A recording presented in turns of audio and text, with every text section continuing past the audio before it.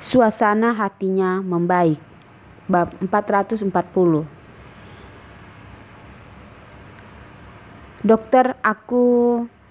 Meski dokter sudah memberitahu dengan penuh keyakinan, masih saja Arila tidak tenang. Karena pasien adalah Carson, suaminya, orang yang paling ia pedulikan. Itulah sebabnya mengapa hati Arila yang penasaran tidak mudah percaya begitu saja. "Berikan obatnya padaku," ucap Carson. Sepertinya ia harus meminumnya, memperlihatkan kepada Arila bahwa ia akan baik-baik saja. Barulah Arila akan tenang. Dokter cepat-cepat memberikannya obat. Carson mengambil dan ingin segera menelannya. Arila menelan ludah dan menggenggam ke-10 jarinya dengan tegang.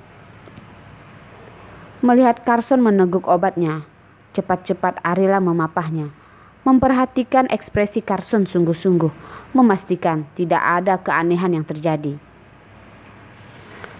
Setelah melihat sejenak dan memastikan Carson baik-baik saja, Arila mulai tenang, menitikkan air mata kekhawatirannya. "Percaya pada dokter dan padaku," kata Carson. Arila mengangguk dengan keras. Setelah Carson memulai pengobatannya, Arila selalu memperhatikan dengan teliti kondisi badan Carson. Setelah 1 periode pengobatan, tidak tampak perubahan pada mata Carson, tetap saja buram. Arila kembali menanyakan kepada dokter berbagai hal yang harus diperhatikan. Setiap hari selalu menyiapkan makanan Carson secara langsung, membantu Carson memperbaiki pola makannya. Setelah 2 periode, penglihatan Carson nampak membaik, mampu melihat dengan baik. Sampai hari ini, Carson sudah memulai periode pengobatan ketiganya. Namun, efeknya tidak sebaik periode kedua. Perkembangan berhenti di sana. Setiap kali mendapati Arila duduk dengan gelisah, Carson selalu menenangkannya. "Arila, jangan khawatir. Keadaan sudah jauh membaik." Benarkah? Arila khawatir Carson hanya sekedar menghiburnya saja, sehingga ia tidak mempercayai apapun yang Carson katakan. Carson menggelengkan kepalanya. "Sejak kapan aku membohongimu?" Ia tidak pernah membohongi Arila tentang apapun. Tetapi untuk membuat Arila tetap tenang, tidak jarang Carson berbohong demi kebaikan. Arila berbalik menuju ruang kecil di kamarnya, mengambil jarum jahit. "Lihatlah, apa ini?" Carson membuka matanya lebar-lebar, hanya mampu melihat bentuk menyerupai tangan Arila, tapi tidak mampu melihat jelas benda yang dipegang di tangan Arila. Carson selalu menggeleng dan mendengar ucapan Arila. "Sementara istirahatlah di rumah.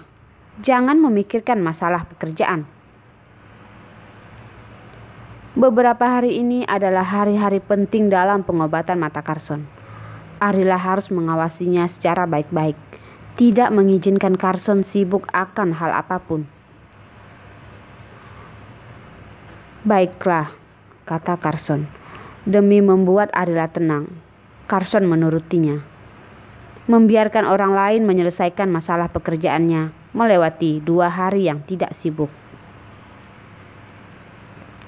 Tibalah hari terakhir pengobatan Carson, memasuki tahap di mana Arila tidak bisa tertidur dengan tenang. Terjaga semalaman, namun tidak ingin mengganggu Carson dan Rila kecil. Arila hanya berpura-pura tertidur dan memejamkan matanya. Esok paginya, sesaat setelah Carson terbangun, Arila langsung terduduk, bertanya dengan penuh kekhawatiran. "Bagaimana, Carson?" Carson mengedipkan matanya, meraih kacamata di sampingnya dan menatap Arila. Dalam pandangannya, sosok Arila masih buram, namun keadaannya sudah jauh membaik. Carson tertawa. Aku sudah bisa melihat gadis besarku, hanya saja belum begitu jelas. Seperti kata dokter, jika ingin kembali seperti semula, penglihatanku butuh waktu untuk membiasakan diri. Jadi ini sangatlah lumrah. Carson, Arila tidak bisa berkata-kata setelah memanggil nama Carson. Dasar bodoh, sudah tidak ada apa-apa. Mengapa menangis? Carson mengusap wajah Arila dengan lembut, mengecup ringan ujung mata Arila yang berlinang air mata. Aku hanya bahagia. Bahagia setelah melewati banyak rintangan. Akhirnya penglihatan Carson bisa membaik. Mereka sekeluarga pun akan baik-baik saja. Carson tertawa dengan suara rendahnya. Apakah kau berencana ingin menunjukkan padaku kau menangis seperti Rila kecil? Arila cemberut. Tangisku sepertinya akan terlihat lebih buruk dibanding dia. Kalau saja anak kita mendengar ibunya menyebut tangis Rila kecil buruk, sepertinya ia akan sangat sedih. Buru-buru Arila melihat Rila kecil yang tidur di tengah mereka. Untunglah ia masih tertidur lelap dan tidak mendengar apapun. Carson tertawa. Rila kecil kita tidak akan sepelit itu. Kau lagi-lagi menggodaku, jawab Arila geram. Memang ingin menggodamu? Carson berhasil mengalihkan perhatian Arila sembari tersenyum hangat. Betapa indahnya bisa melihat Arila dan Rila kecil kembali. Karena keluarga Carson tidak tahu menahu soal mata Carson, jadi jika penglihatannya membaik dan Arila ingin merayakannya, maka Arila harus mencari alasan lain, berharap seluruh keluarganya bisa bahagia selalu seperti saat ini.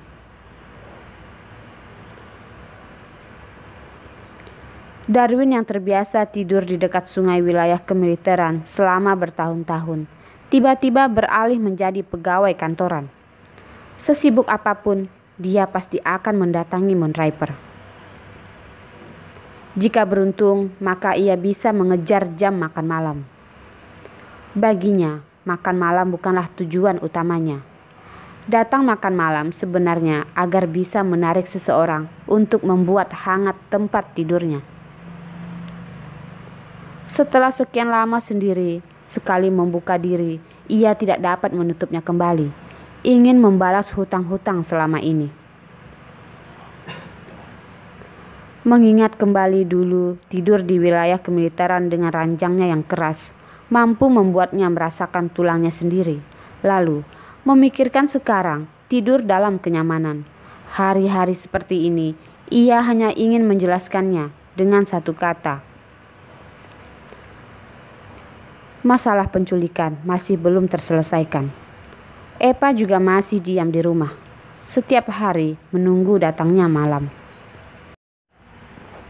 Tanpa ada perjanjian, Epa dan Darwin sama-sama mendeskripsikan kenyamanan selama beberapa hari terakhir ini. Sungguh nikmat.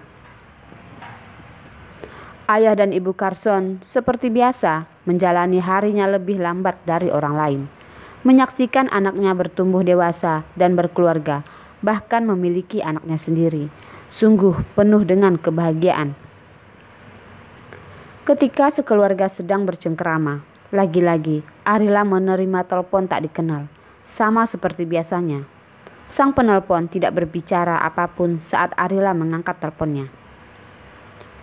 Ia diam, Arila pun diam, menunggu apa yang bisa diperbuat si penelpon. Keduanya terdiam cukup lama. Akhirnya, penelpon kehilangan kesabaran, berkata-kata setelah merubah suaranya. Arila, aku mengirimkan sebuah hadiah untuk Rila kecil. Semoga dia menyukainya. Siapa kau sebenarnya? Orang ini menelpon Arila berkali-kali, juga mengiriminya hadiah. Arila merasa penelpon tidak ada maksud jahat padanya. Tidak bermaksud jahat, Lalu, kenapa bersembunyi dan tidak mau bertemu? Mengapa menghubunginya dengan cara seperti ini? Dalam ingatannya, ia tidak mengenal siapapun orang seperti ini. Tidak usah bertanya siapa aku. Kau cukup ingat baik-baik bahwa aku tidak akan menyakitimu. Kuharap kau bahagia. Menutup teleponnya setelah selesai berbicara, membuat Arila bertanya-tanya. Baru saja mengakhiri telepon, pembantu di rumahnya datang membawa sebuah paket. Arila membukanya. Terdapat sepasang sepatu kaca yang indah di dalam kotak tersebut.